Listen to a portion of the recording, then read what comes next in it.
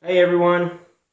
I wanted to take some time. I answered a few questions and I took some notes. So just never mind me looking at my notes. But some things that we did to take our HVAC business to the $500,000 mark and far beyond. We are up like 48% this year. So we're seeing tremendous growth, which is awesome. It's been really difficult to manage, but we're loving it. We've hired a few more guys, and currently I've got 11 employees, so or coworkers, as I like to call them, because we work together. I just don't like the word employee. Um, we are a team, so basically 11 guys, and one guy is just helps me with my scrapping. So he's just a kid still in high school, and he comes out, 2 or 3 nights a week to help me scrap. You can see got a little scrap pile going there. Still got lots to do to catch up. It just piles in my yard throughout the summer because we don't have time to get to it. So it's kind of nice. I use it as a supplemental income because you don't want to take too much money from your business. As you're growing, you need that money for growth. So I pay myself as little as possible so I can continue to grow. And I'm doing fine. I mean, I'm making pretty good money, but it takes money to grow. So, and scrap metal is an awesome, excellent income. So, but a few things we did to, make it to that mark is I'm going to kind of give you a list of 10 different things. Not necessarily any order, but these are the things that you're going to need to consider when you're ready to start your own business, or if you've started your own business, you need to start working on the things on the list to catapult you ahead and get you on top of the game. So, um,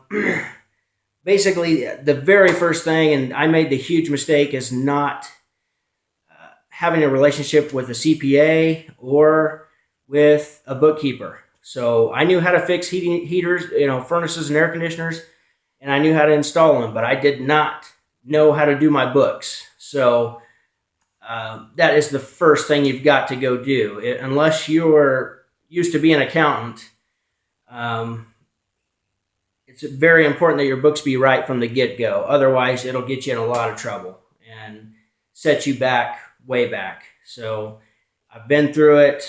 It's difficult to get out of, but we made it. So um, find a CPA and a bookkeeper, or one that's both, and right from the start, before you write your first service ticket, get them ready to go. Get your whatever accounting software you're going to use. We use QuickBooks, but get that stuff set up, guys, because that stuff will bite you in the ass later. Bad. So make sure and do that.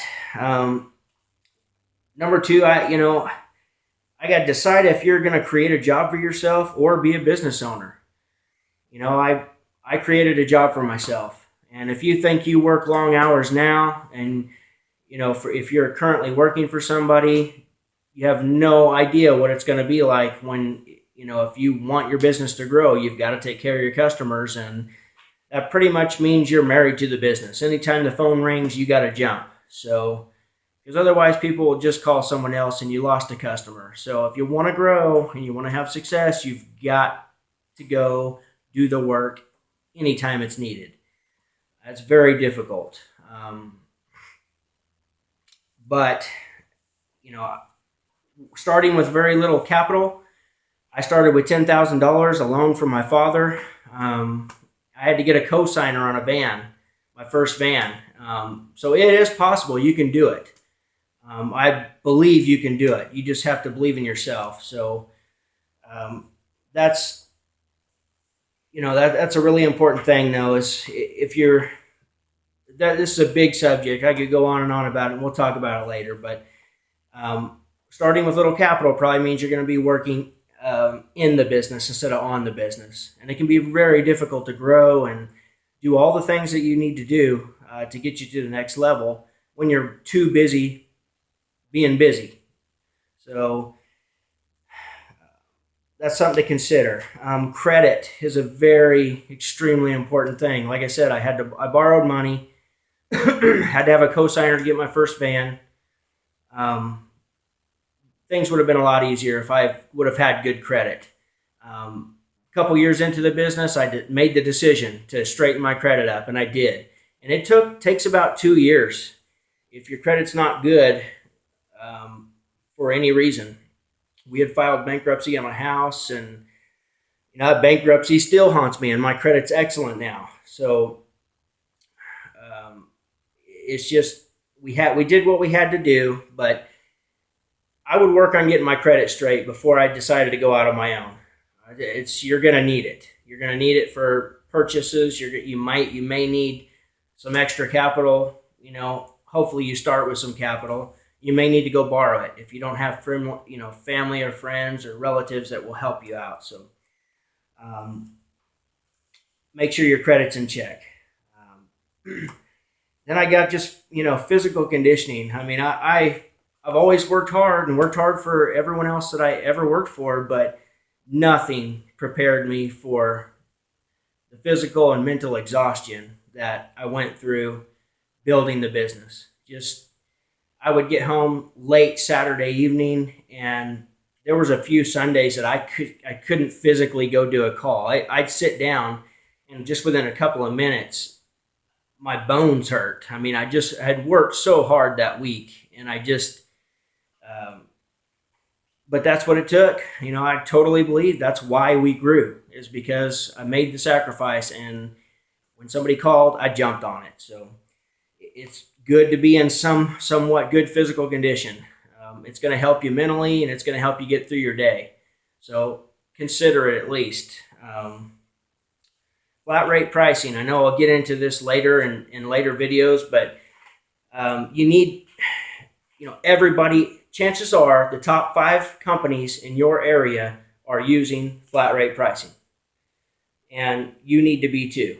So make sure I'm hoping to help you build a flat rate pricing system in a while. I just don't have it developed yet, but I want to help you because it will just skyrocket your growth and just help you, not go through all the struggles that we went through. So, understanding overhead. You've got to have a basic understanding of your overhead, which goes back to your pricing. So, and then I want to talk about, I've got number 7 here is kind of the E-myth, the entrepreneurial myth. And that's a book by Michael Gerber. Excuse me. That's a really good book to read. I would highly suggest it. Also look for HVAC Spells Wealth by Ron Smith. That's a great book as well. It'll give you some insights on different letters to use, words to use and not use through the selling process, and it's a great book. So check that out. But the E-myth I want to talk about is don't think that you're not going to start your business and get rich tomorrow. It's not going to happen. There's no such thing as overnight success. It's just gradual steps and the compound effect. You're doing the right things every day, day in and day out, will get you there. But it's not. Your boss doesn't make as much money as you think he does. That's all I can say, is because I thought my boss was getting rich off of me. I tracked my invoices for a whole year. I had turned in over $115,000, and this was several years ago, and they didn't have their pricing structure right. So I turned in over $115,000 worth of invoices, and knowing what I know now, they were not making money. So you got to have your pricing right, but the bottom line is, don't think you're going to get rich to go in this. If you're working in the business, which most of us do, it's going to be a long, hard struggle. But you can do it. You just have to stick to your game and every day do the right things, day in and day out. So the entrepreneurial myth is that, your boss is getting rich off of you, and chances are he's not. So it's the American dream. We all want it, and we will get it. You guys will get it, and I'll get it. But I'm chasing it still. So don't think you're going to get rich by starting your own business. That's not a reason to start your business. So then I've got modeling. That's kind of goes back to flat rate pricing and the top 5 companies in your area. You want to model what other successful companies are already doing. You don't have to reinvent the wheel. And then you got to be willing to be teachable and adapt to change. You're going to be changing constantly. You'll change the way you do service, the way you do business.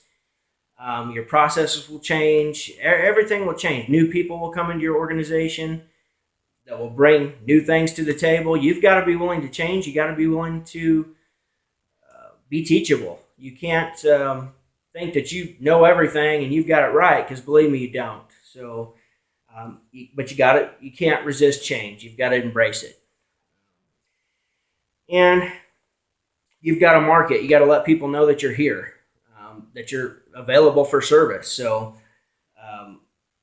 last time, and I would recommend not going to your phone book and placing a giant ad in the phone book. That's, last statistic that I heard is that 85% of people who go to look for anything, the first place they go is the internet. So you're better off placing your money in the internet. Try to get in good with Google and get to that, top of that first page, or pay for it for a while. Pay for the advertising. The little box that comes up at the top of Google and the little strip of boxes that comes on the side?